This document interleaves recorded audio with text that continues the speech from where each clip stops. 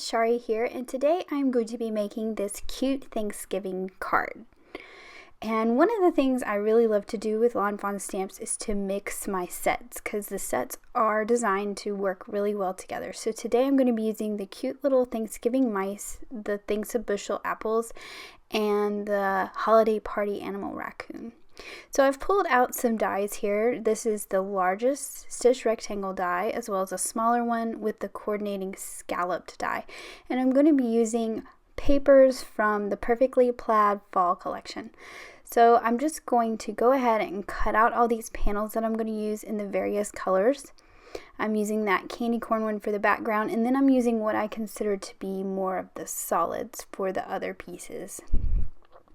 I'm cutting an orange one here. This is going to become the ground of my scene, sort of, so the bottom part of that green panel. So I'm just going to set that aside, and then I am going to do a lot of fast forwarding in this video so that you can see everything and it not be forever long. So I'm going to take the little raccoon from the holiday party animal set. I have to admit, he's probably my favorite party animal. I know there's 3 in the original set, but I like the raccoon the best. And then, of course, this, since it's a holiday set and kind of an add-on, it's got some great little pieces. So I've got the little pilgrim's hat here. And there is a little pie in that set, which is great, but I wanted him to hold an apple to go with the basket of apples that's going to be in the center of this little scene. So I've stamped out my basket of apples, and then I'm going to stamp the apple that has the bite taken out of it. I think that would be really cute for him to be holding. And then finally I'm going to stamp the little pilgrim mouse. I'm going to stamp the boy mouse because I want him to be facing the other direction from my raccoon. And I also stamp the cheese because the mice need something to eat as well. So I'm just going to do some simple Copic coloring. I've got some grays here, and I'll apologize ahead of time. I was not very good about setting my tops out so you could see the colors. That is a W3, I believe, and then I have a W5. I don't have a W4, so I'm touching the 3 to my 5 to make it slightly darker and kind of create my own W4. Just because I wanted to make sure he wasn't too dark. I wanted him to stay sort of light. And then I'm going to go in with another dark gray. I believe this is like a T9 maybe, and color the hats. I didn't want to use the black. I still want to see the black outline, so I'm using just a very dark gray. It's really hard for me to even see the numbers on these tops here because of the light from my lamp. So I'm going in with another dark gray here. I believe this is a W7. And I'm going to color the stripes on his tail and, of course, his little mask. So I'm going to start working my way down in my W's. That means this one is a 5. And then I'll also use a 3. And those are the 2 I'm going to blend together for his body.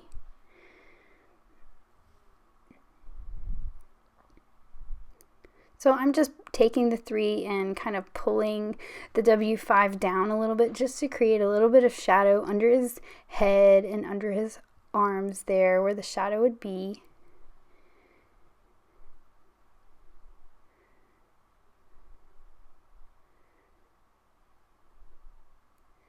Then I'm going to go in and do the same thing on his head.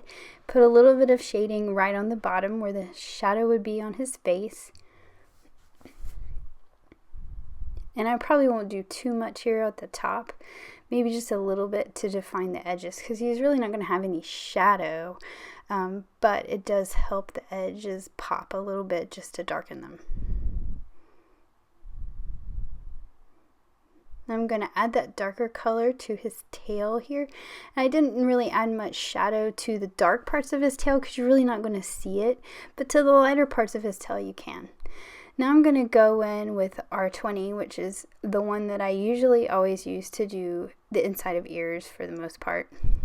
And then I'm going to do his belly, and I wanted to kind of color it up a little bit and not have so much gray. So I'm going in with some very light pink. It was like a R11, I think. And then I'm going to go in with my very light E's. So I have an E00 and an 000. And with that peachy pink color, I think it kind of gives his belly a nice little warm tone. So here I'm coloring the apples, and I'm only going to color one because I'm going to color them all the same. So I'm only going to show one. I've got an R22, a R24, and an R27. And so I just leave the top, the R22, because that's where the highlight would be. And then work my way down from the lightest to the darkest and make sure that I kind of create a nice little line between my apples with the darkest, and that'll kind of define them from each other. And it won't just look like a big red blob in a basket. So I'm going to add a little bit of yellow to the buckles of the hats. And I'm going to color in my cheese here.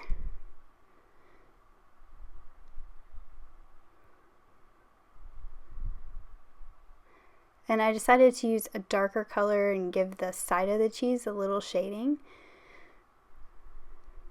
Like I said, this is very simple Copic coloring, and I'm not going to color in the holes at all. I actually think it stands out better when they're white. That's just a personal preference. And then I decided that for the like bands of the hats that I would just pick an orange that kind of matches the orange in the colors of the papers, just to tie that in a little bit. And I'm going to add some green leaves here. I'm not going to do any shading on the leaves. I just picked a nice bright green that would pop. And then now it's time to color the basket. Now I like to color this basket with some lighter colors for those vertical pieces. So I'm going to use 2 E's here, an E23, an E25. And just create the shading under those horizontal bands basically.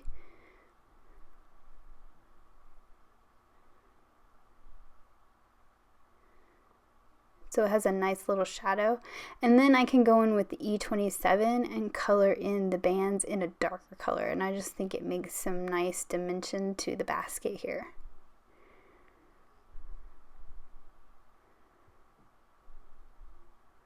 I can actually grab my E29, which is even darker, and just go right along the bottom of those bands.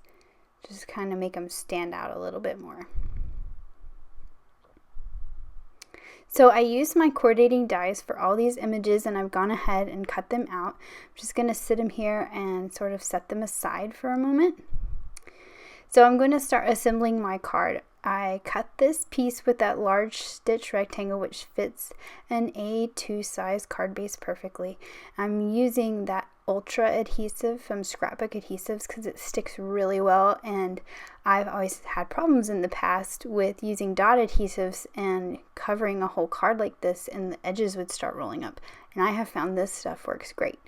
So I'm just going to cover that card base, and then I'm going to layer this teal piece over top of my brown scalloped piece, and it'll make a nice little brown frame to kind of help that teal piece stand out from the back. And you'll notice that I changed it up on whether I use diagonal plaids or orthogonal plaids. I used both because I thought it would be nice to kind of mix it up and have the contrast between the two orientations of the patterns. This is a thin foam tape. It's thinner than the stuff you normally buy, and someone actually gave me that giant roll, and I love using this stuff because it'll give you some dimension without it being too thick. You could also use some craft foam and cover the whole back of that panel and stick it down as well. It's not stuck down yet, so I'm going to work on my little sentiment here, and I've cut this Scripty Thanks die from some brown cardstock 3 times here, and I'm just going to stack these to give it a nice thickness to it. I'm using a glue pen that is a ballpoint pen, so it's easy to trace the word. Then I'm just going to line those up and stack them on top of each other. And this gives it kind of a thickness like a thicker or an embellishment you might buy. This is one of my favorite things to do with these Scripty word dies. So I'm going to go ahead and put my panel on here.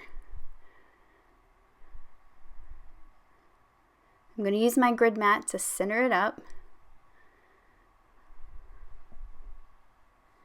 And then I need to layer this orange one over top. So I'm going to go ahead and glue down the Thanks die cut. Now, if you want to use a die to cut the little hill, don't glue it down yet. There's my tip. Now I want to use the give thanks sentiment that's in this set with the little mice, but I only want the give part. So I'm cutting my stamp in half. Don't freak out. You can always just squish them back together on a block and use them together. But I like how the give kind of nestles right in top of that die cut and has that nice give thanks sentiment. So I'm going to arrange my pieces here kind of where I want them. And since I cannot run this through a die cut machine, since I already had glued down that thanks die cut there, I'm just going to freehand it. And you know what, it really doesn't matter because I'll tell you right now that almost the entire thing gets covered up by all these pieces that I'm going to add to it. So I went ahead and added the little apple in his hands and the hat, and I put that apple on with a thin foam square. And kind of figure out where I want my pieces. So you can see they pretty much cover up everything. So I'm just going to do a slight arch with a pencil, just cut it. There's the die that I can't use because I went ahead and glued that thanks down. But if you want to use the die, just be sure you cut it before you glue the sentiment down.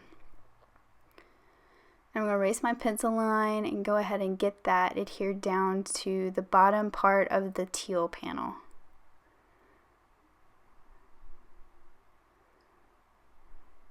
So now I can start putting my pieces on here right where I want them. I decided that I kind of thought it was a little too crowded on the left side. I wanted them to be stacked a little more, sort of like the height of the raccoon. So I decided I was going to put my mouse standing on top of the cheese, which I thought was really cute. So I'm going to go ahead and put him on the cheese here. Let that glue dry a little bit. And I'm going to start in the center with my center image.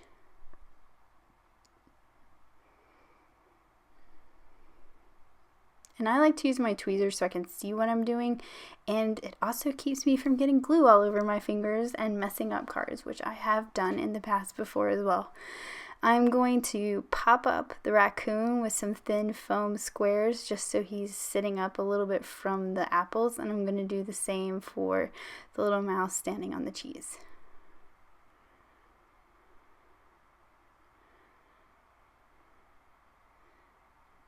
So I'm adding a little bit of black Wink of Stella glitter to just their hats. And I like using the black because the glitter in the black pen is actually black, and so it'll still leave the black marker looking nice and black. And then I've got a clear Spectrum Noir sparkle pen here, and I'm just going to add just a slight little bit of sparkle to the highlight and top of the apples. So not too overwhelming, because there's really a lot going on in this card when you get all these images on there.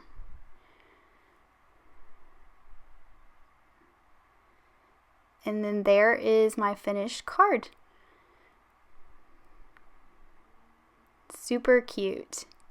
Here's another look at it. Thanks for watching. Have an amazing day. Bye.